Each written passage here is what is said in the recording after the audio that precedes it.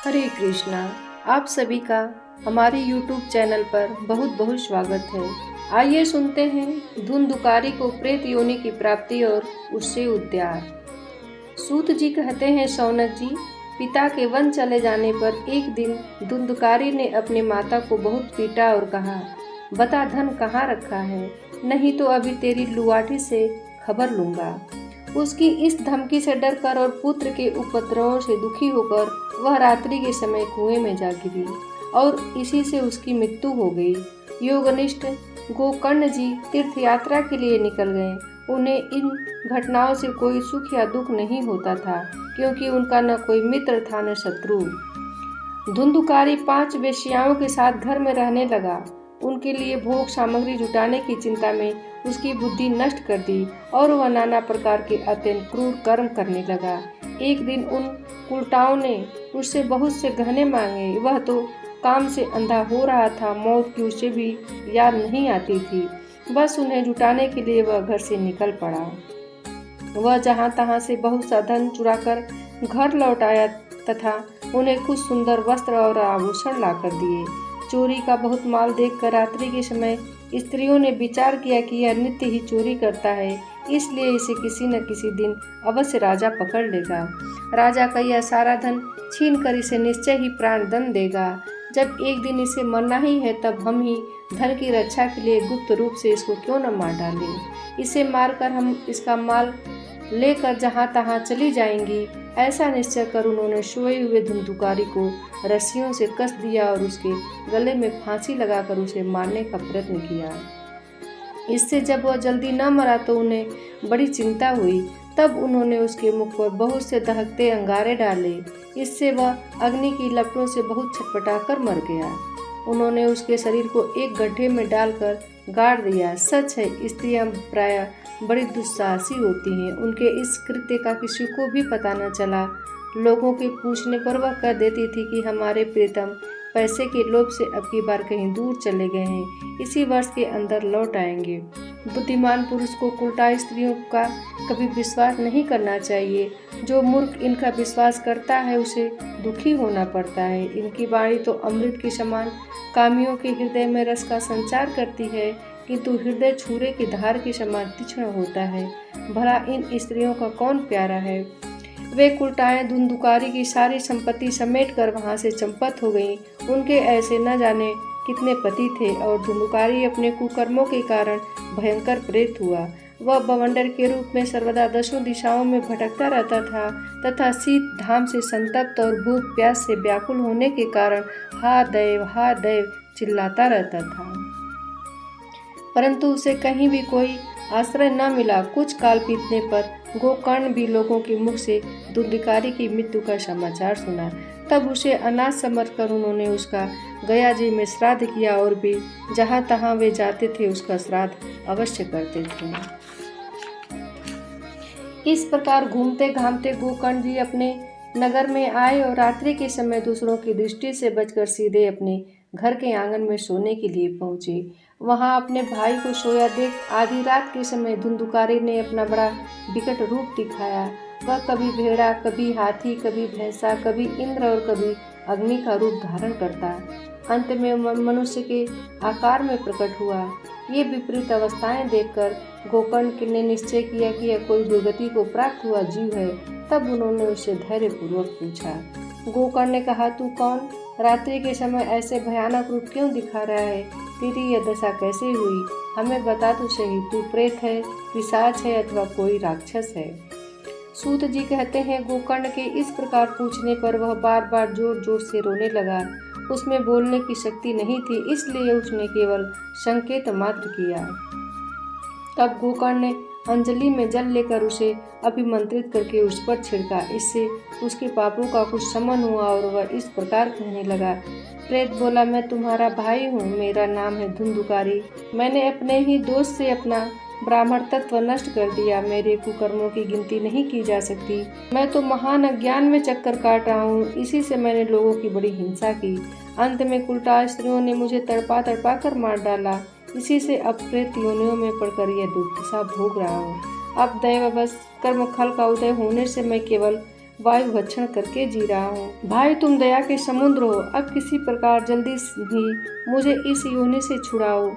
गोकर्ण के धुंधकारी की सारी बातें सुनी और तब उससे बोले।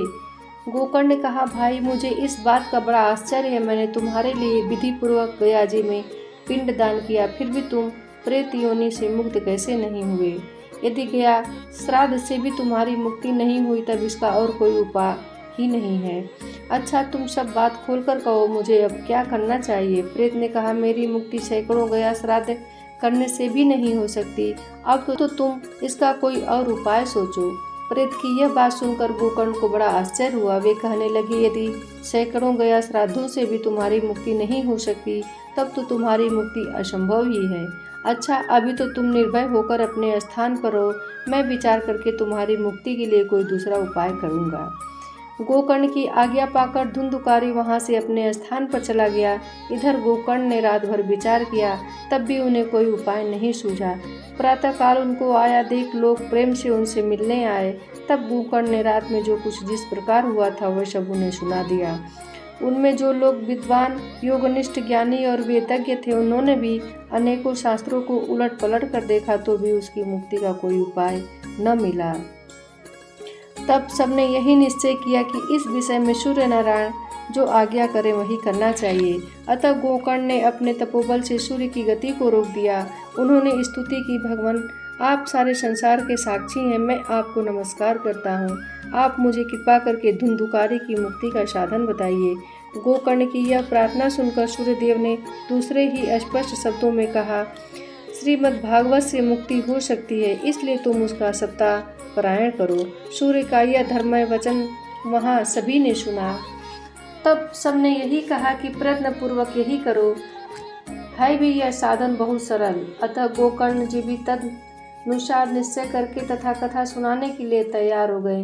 देश और गांव से अनेकों लोग कथा सुनने के लिए आए। बहुत से लंगड़े, लूले, अंधे, बूढ़े और मंदबुद्धि पुरुष भी अपने पापों की निवृत्ति के उद्देश्य से वहां आ पहुंचे। इस कारण वहां इतनी भीड़ हो गई कि उसे देखकर देवताओं को भी आश्चर्य होने लगा। जब गोकर्ण जी व्यास गद्दी पीठ पर बैठकर कथा कहने लगे तब वह प्रेत भी वहां आ पहुंचा और इधर उधर बैठने के लिए स्थान ढूंढने लगा। इतने में ही उसकी दृष्टि एक सीधे रखे हुए 7 गांठ के बांस पर पड़ी। उसी के नीचे के छिद्र में घुसकर वह कथा सुनने के लिए बैठ गया। वायु रूप होने के कारण वह बाहर कहीं बैठ नहीं सकता था, इसलिए बांस में घुस गया। गोकर्ण जी ने एक वैष्णव ब्राह्मण को मुख्य श्रोता बनाया और प्रथम स्कंद से ही स्पष्ट स्वर में कथा सुनानी आरंभ की। सायंकाल में जब कथा को विश्राम दिया गया तब एक बड़ी विचित्र बात, सभासदों के देखते देखते उस बांस की एक गांठ तर तर शब्द करती फट गई।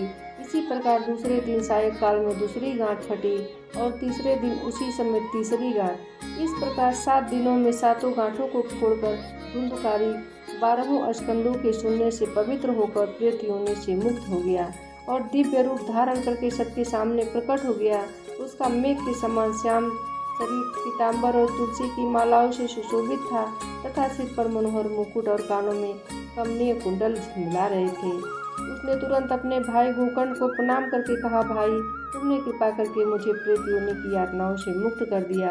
यह प्रेत पीड़ा का नाश करने वाली श्रीमद् भागवत की कथा धन्य है तथा श्री कृष्ण के धाम की प्राप्ति कराने वाला इसका सप्ताह पारायण भी धन्य है। जब सप्ताह श्रवण का योग चलता है तब सब पाप थर्रा उठते हैं कि अब यह भागवत की कथा जल्दी ही हमारा अंत कर देगी। जिस प्रकार आग गीली, सूखी, छोटी, बड़ी सब तरह की लकड़ियों को जला डालती है, उसी प्रकार यह सप्ताह श्रवण मन, वचन और कर्म द्वारा किए हुए पुराने, नए, छोटे, बड़े सभी प्रकार के पापों को भस्म कर देता है। विद्वानों ने देवताओं की सभा में कहा है कि जो लोग इस भारतवर्ष में श्रीमद् भागवत की कथा नहीं सुनते उनका जन्म वृथा ही है। भला मोह पूर्वक लालन पालन करके यदि इस अनित्य शरीर को हृष्ट पुष्ट बलवान भी बना दिया तो श्रीमद् भागवत की कथा सुने बिना इससे क्या लाभ हुआ। अस्थियां ही इस शरीर के आधार स्तंभ है। नष्ट नाड़ी रूप रस्सियों से यह बंधा हुआ है। ऊपर से इस पर मांस और रक्त थोपकर इसे चर्म से मर दिया गया है। इसके प्रत्येक अंग में दुर्गंध आती है क्योंकि यह तो है मल मूत्र का भांड ही। वृद्धावस्था और शोक के कारण यह परिणाम में दुखमय ही है। रोगों का तो घर ही ठहरा, यह निरंतर किसी न किसी कामना से पीड़ित रहता है। कभी इसकी तृप्ति नहीं होती, इसे धारण करना भी एक भारी है।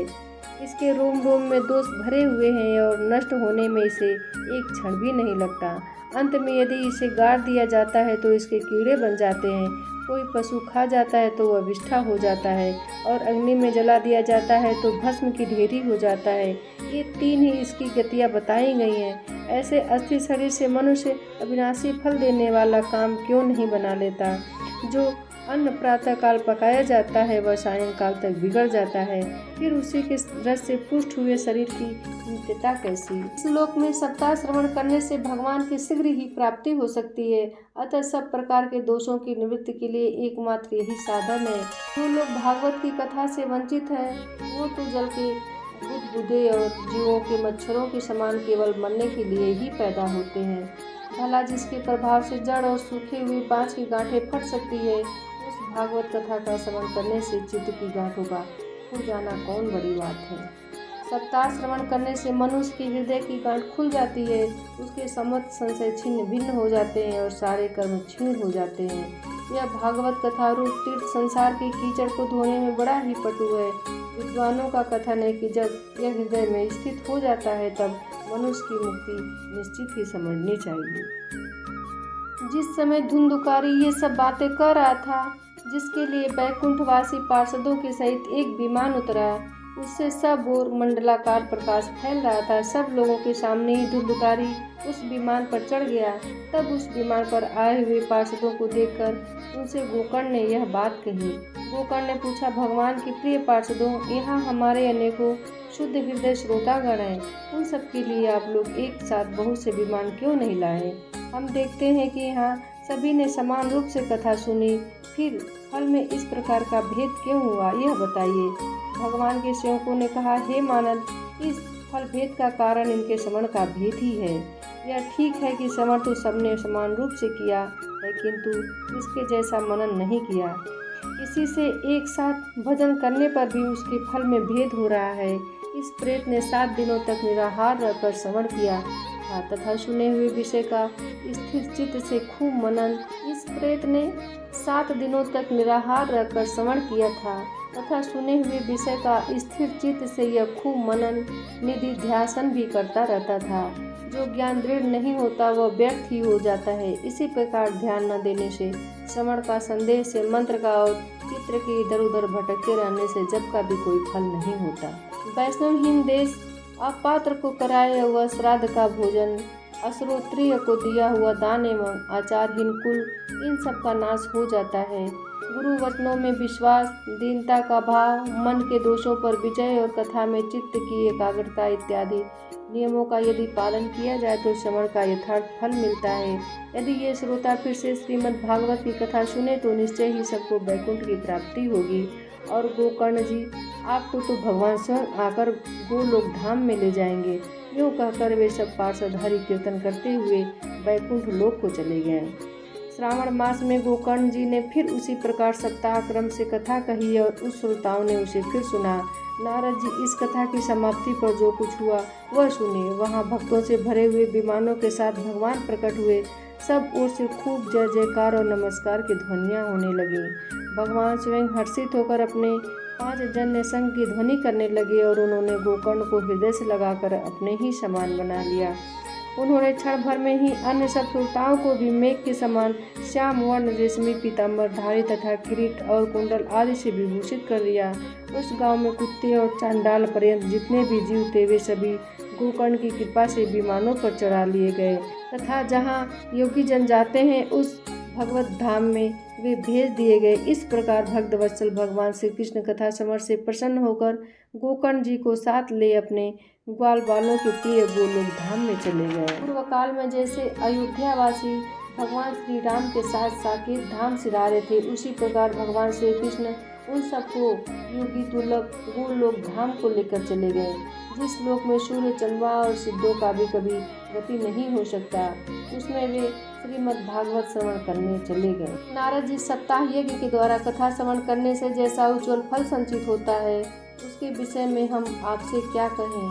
अजी, जिन्होंने अपने कर्णपुट से गोकर्ण जी की कथा के एक अक्षर का भी पान किया था, वे फिर माता के गर्भ में नहीं आए। जिस गति को लोग वायु, जल या पत्ते खाकर शरीर सुखाने से, बहुत काल तक घोर तपस्या करने से और योगाभ्यास से भी नहीं पा सकते, उसे वे सप्ताह श्रवण से सहज में ही प्राप्त कर लेते हैं। इस परम पवित्र इतिहास का पाठ चित्रकूट पर विराजमान मुनीश्वर सांडिल्य भी ब्रह्मानंद में मग्न होकर करते रहते हैं। यह कथा बड़ी ही विचित्र, एक बार के श्रवण से ही समस्त पाप राशि को भस्म कर देती है।